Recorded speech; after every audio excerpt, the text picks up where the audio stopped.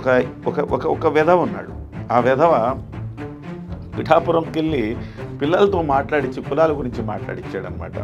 So ఏంటి ఆయన స్వాతంత్ర సమరయోధుడా, లేకపోతే ప్రజల కోసం త్యాగం చేశాడా, ఏం చేశాడు కాబట్టి రాజశేఖర రెడ్డి గారి విగ్రహాలు ప్రతి సందర్భంలో చెప్తా ఉంటా. పవన్ కళ్యాణ్ గారి స్పీచ్ల్ని కేవలం జన సైనికులు మాత్రమే వినటం కాదు, ఆయన తింటే ఎవరు తింటం లేదండి.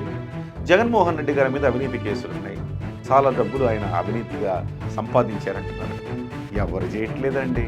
ఈ అంశాన్ని నేను పాఠ్యాంశాలు ఎందుకు పెట్టాలన్నానో ఇప్పుడు మనకు అర్థమవుతుంది.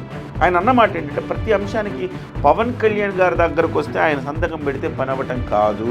జన్ జీ యువత ఇవి ఖచ్చితంగా వినాల్సిన అవసరం కూడా ఉంది. ప్రతి పథకానికి ఎన్టీఆర్ గారి పేరు, లేదా చంద్రబాబు గారి పేరు, లేదా వైఎస్ రాజశేఖర రెడ్డి గారి పేరు, లేకపోతే ఇంకొకళ్ళ పేరు. హాయ్, అందరికీ నమస్కారం. పవన్ కళ్యాణ్ గారు దశాబ్ద కాలం పోరాటం తర్వాత అధికారంలోకి వచ్చిన తర్వాత దాదాపుగా 4,000 మందికి పదవులు ఇవ్వటం జరిగింది. ఆ పదవులు ఇచ్చిన వాళ్ళందరినీ కూడా పిలిపించి ఆయన మంగళగిరిలో మీటింగ్ పెట్టారు. దాదాపుగా 3,000 పైచిలుకు మంది అటెండ్ అయ్యారు ఆ మీటింగ్కి. అంటే పదవి తీసుకున్నారు, మీ బాధ్యత ఏంటని గుర్తు చేసే అంశం. సహజంగా బహుశా వేరే పార్టీల్లో ఇంత డీటెయిల్డ్ డిస్కషన్ జరుగుతుంది, ఇంత డీటెయిల్డ్గా మోటివేషనల్ స్పీచ్ ఇస్తారు అని చెప్పేసి నేనైతే అనుకోను. పవన్ కళ్యాణ్ గారు అత్యద్భుతంగా మాట్లాడారు. ముఖ్యంగా నేను ప్రతి సందర్భంలో చెప్తా ఉంటా, పవన్ కళ్యాణ్ గారి స్పీచ్ల్ని కేవలం జన సైనికులు మాత్రమే వినటం కాదు, ఆయన స్పీచ్లు పాఠాలుగా, పాఠ్యాంశాలుగా పొలిటికల్ స్కూల్స్లో పెట్టాలి. అంటే భవిష్యత్తులో ఒక పొలిటికల్ లీడర్ అవ్వాలనుకునేవాడు ఆయన స్పీచెస్ వినాలి, అదొక పాఠంగా మార్చాలి. ఒక జర్నలిజం చేసే విద్యార్థి పవన్ కళ్యాణ్ గారి స్పీచెస్ని వినాల్సిన అవసరం ఉంది. ఎందుకంటే ఇవాళ ఎంత దారుణంగా తయారైంది వ్యవస్థ అంటే, ఆయన తింటే ఎవరు తింటం లేదండి. జగన్మోహన్ రెడ్డి గారి మీద అవినీతి కేసులు ఉన్నాయి, చాలా డబ్బులు ఆయన అవినీతిగా సంపాదించారంటున్నారు, ఎవరు చేయట్లేదండి. అంటే ఈ దృక్పథం మారాల్సిన అవసరం ఉంది. ఆయన తిన్నాడు, ఈయన తిన్నాడు, ఎవరు తినకుండా ఎవరున్నారు, ఈ దృక్పథం మారాలి. ఎస్, ఇప్పుడు ఒక వ్యక్తి వచ్చాడు, తినకుండా అవినీతికి ఆస్కారం లేకుండా అభివృద్ధి కోసం అహర్నిశలు పనిచేస్తూ ఉన్నాడు, ఒక రోల్ మోడల్గా నిలుస్తున్నాడు. ఇక్కడి నుంచైనా ఆ దృక్పథం మారాల్సిన అవసరం ఉంది. సో పవన్ కళ్యాణ్ గారి ప్రసంగాలు పాఠ్యాంశాలుగా పెట్టాల్సిన అవసరం ఉన్నది. అవసరమైతే ప్రతి యూనివర్సిటీలో కూడా ఈ ప్రసంగాల్లోని కొన్ని భావజాలను, కొన్ని విషయాలను అక్కడ పొందుపరచాల్సిన అవసరం ఉంది. తద్వారా ఒక మంచి సమాజాన్ని మనము నిర్మించుకోవచ్చు. జన్ జీ యువత ఇవి ఖచ్చితంగా వినాల్సిన అవసరం కూడా ఉంది అని చెప్పాలి. ఎందుకంటే పాలిటిక్స్ మారిపోయి ఇప్పుడంతా మనం ఏం మాట్లాడుకుంటున్నాం. అప్పట్లో టంగుటూరు ప్రకాశం పంతులు ఉండేవారు, లేకపోతే పలానా అంజయ్య గారు ఉండేవాళ్ళు, పలానా వ్యక్తులు ఉండేవాళ్ళు, వాళ్ళు త్యాగం చేశారు, స్వతంత్ర పోరాటంలో పాల్గొన్నారు, ఇట్లా ఏవో మాట్లాడుకుంటుంటాం పాత తరం నాయకుల గురించి. మరి ఈ తరంలో మొత్తం చండాలం అయిపోయిందని మనమే మాట్లాడుకుంటున్నప్పుడు మంచి ఉన్నప్పుడు స్వీకరించాలి. రైట్, ఇక పవన్ కళ్యాణ్ గారు మాట్లాడారు 1 గంట సేపు. అందులో ప్రధానమైన అంశాలు మీ దృష్టికి తెచ్చే ప్రయత్నం చేస్తాను. దయచేసి కాస్త ఓపికగా మీరు వినాల్సిన అవసరం ఉంది. పాయింట్ 1, పవన్ కళ్యాణ్ గారు అంటున్న మాట ఏంటంటే, నేను ఒక దశాబ్ద కాల పోరాటం తర్వాత 4,000 మందికి పదవులు తీసుకురావడం జరిగింది. ఒక వ్యక్తి ఒక వ్యవస్థ నిర్మించడం అంటే ఇదే. ఈ రకంగా మీరు కూడా ప్రతి వ్యక్తి మీ బాధ్యతలు మీరు నెరవేర్చండి, మీరు వ్యక్తులుగా వ్యవస్థల్ని మీ స్థాయిలో నిర్మించండి అని చెప్తూ ఆయన తన ప్రసంగాన్ని ప్రారంభించారు. ముఖ్యంగా ఆయన ఒక్క మాట అన్నారు, చాలా రీజనల్ పార్టీస్ ఉంటాయండి, కాకపోతే ఆ రీజనల్ పార్టీ కూడా కుచించుకుపోయిన భావజాలంతో ఉంటాయి. మీరు ఆలోచించండి, ఎంతసేపటికి ప్రాంతీయవాదాన్ని రెచ్చగొట్టే వాళ్ళనే మనం చూస్తూ ఉన్నాం.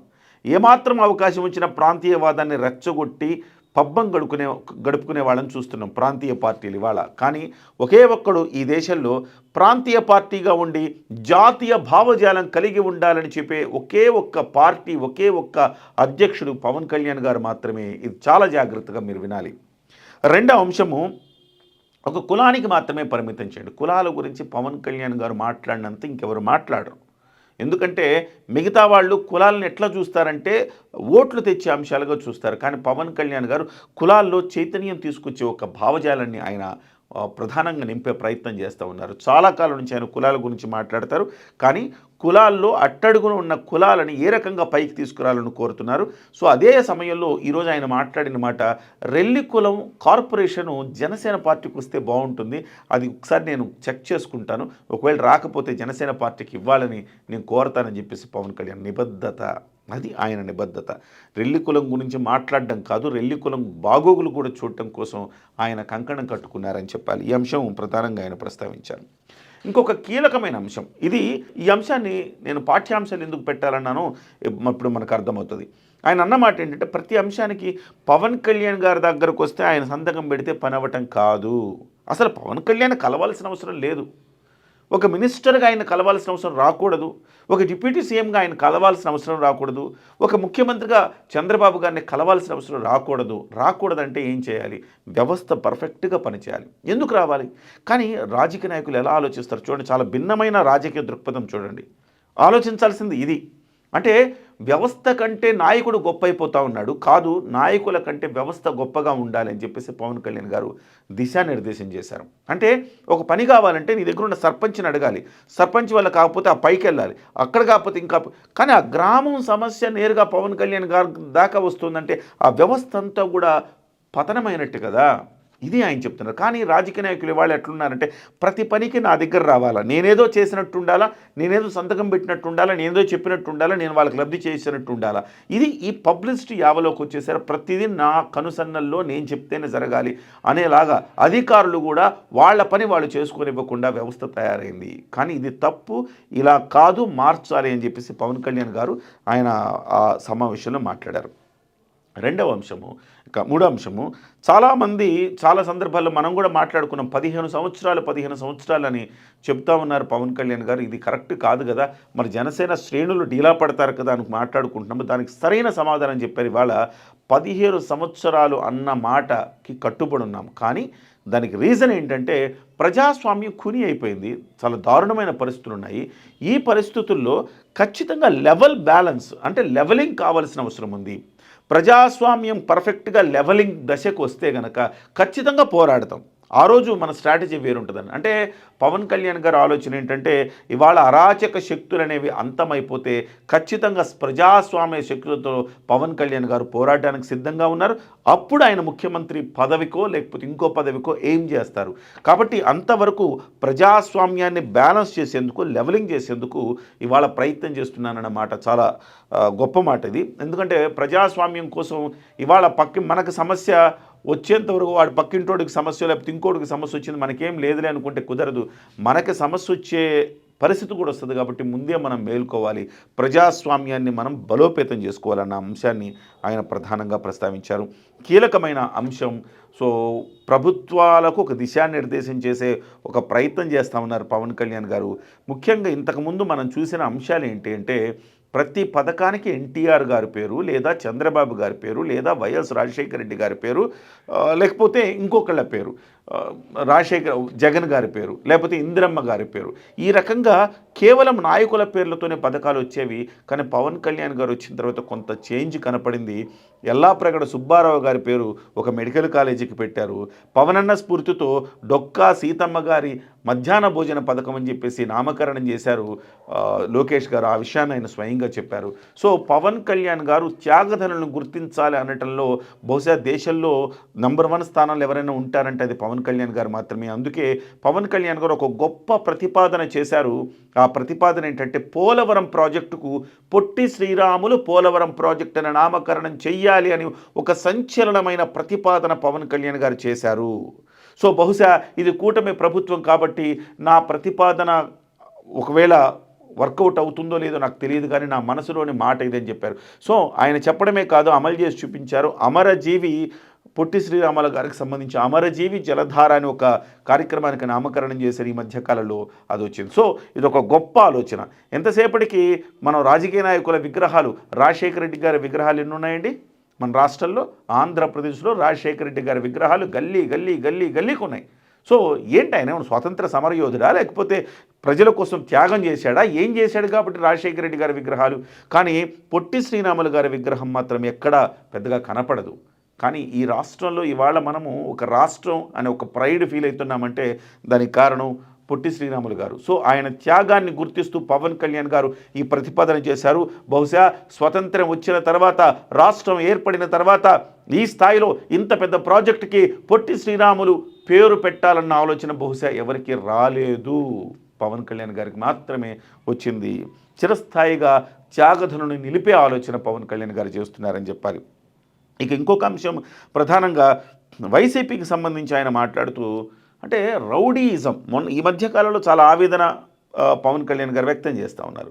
సో ఒక రౌడీయిజానికి వైసీపీ ఏ రకంగా అలవాటు పడిపోయింది, ఒక రౌడీ సమూహంగా ఉంటుంది, అందుకే దాన్ని అసలు పార్టీగా కూడా నేను పరిగణించనని చెబుతూ పవన్ కళ్యాణ్ గారు ఇంపార్టెంట్ ఒక మాట అన్నారు. తెనాల్లో రౌడీలు గంజాయి సేవిస్తున్న పోలీసుల మీద దాడి చేసిన రౌడీలకు మీద అరెస్ట్ చేస్తే వాళ్లను రక్షించడానికి జగన్మోహన్ రెడ్డి గారు వెళ్ళారంటే ఆ పార్టీ ఏ స్థాయిలో ఉందో, ఆ పార్టీ భావజాలం ఎలా ఉందో అర్థం చేసుకోవచ్చు అన్న అంశాన్ని ఒకసారి మళ్ళీ గుర్తు చేశారు. ఈ సందర్భంలో చాలా ఎమోషనల్ అయ్యారు.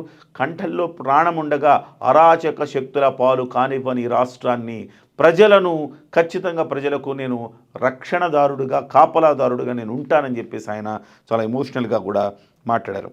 ఇంకొకటి కీలకమైన అంశం, ప్రైవేట్ సెటిల్మెంట్లకు దూరంగా ఉండాలని తన ఎమ్మెల్యేలకు, తన ఎవరైతే అధికారంలోకి వచ్చారో వాళ్ళందరికీ కూడా ఆయన సూచిస్తున్నారు.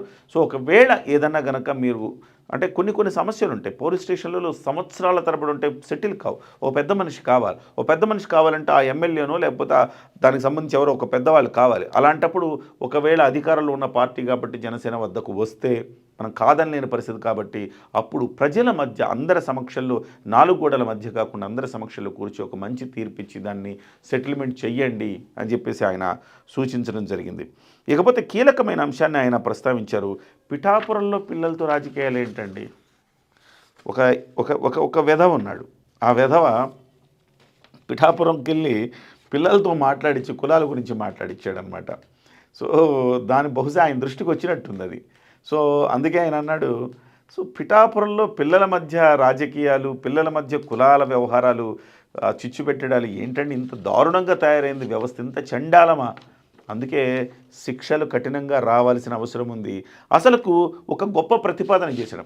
ఎస్సీ ఎస్టీ హాస్టళ్ళు, బీసీ హాస్టల్ ఏంటి, అందరికి కలిపి ఒక హాస్టల్ పెట్టచ్చు కదా. చిన్నప్పటి నుంచే ఈ డిస్క్రిమినేషన్ ఏంటి, ఈ వివక్ష ఏంటి? అలా కాకుండా అందరికి కలిపి ఒక హాస్టల్ పెడితే అందరికి కలిసి మెలిసి పెరిగేలాగా చర్యలు తీసుకోవాలి. ఇది కూడా నేను క్యాబినెట్లో ప్రస్తావిస్తానన్నాడు. ఇది ఒక సంచలనమైన నిర్ణయం. సో ఇవాళ సంచలనమైన ప్రతిపాదనలు కూడా పవన్ కళ్యాణ్ గారు చేశారు. ఈ కుల నిర్మూలనకు ఒక ప్రతిపాదన చేశారు, పోలవరానికి ఒక ప్రతిపాదన చేశారు. ఇట్లా ఆయన ఒక సంచలనమైన ప్రతిపాదనలు కూడా చేశారని చెప్పాలి. ఇకపోతే ఇక కీలకమైన అంశాలు ఇవే కనపడతా ఉన్నాయి. సో పిఠాపురంలో మోడల్ నియోజకవర్గంలో స్థానిక సంస్థల ఎన్నికలు జరిగే నేపథ్యంలో ముందుగా అక్కడ కమిటీలు వేసాము, 51 గ్రామాలకు కమిటీలు వేసాము. సో అదే మోడల్ ప్రతి జిల్లాలో కూడా కొనసాగుతుంది. ఖచ్చితంగా పార్టీని బలోపేతం చేస్తామని చెబుతూ మార్చి 14ని ఈసారి జంజీ థీమ్ తోటి పవన్ కళ్యాణ్ గారు సమావేశాన్ని నిర్వహించబోతున్నారు. నేను చెప్పాను ఇంతకుముందే, జంజీ యువతకు పవన్ కళ్యాణ్ గారి సందేశాలు కావచ్చు, పవన్ కళ్యాణ్ గారి స్పీచెస్ కావచ్చు, పవన్ కళ్యాణ్ గారి ఆలోచన భావజాలం కావచ్చు, ఖచ్చితంగా అవసరము.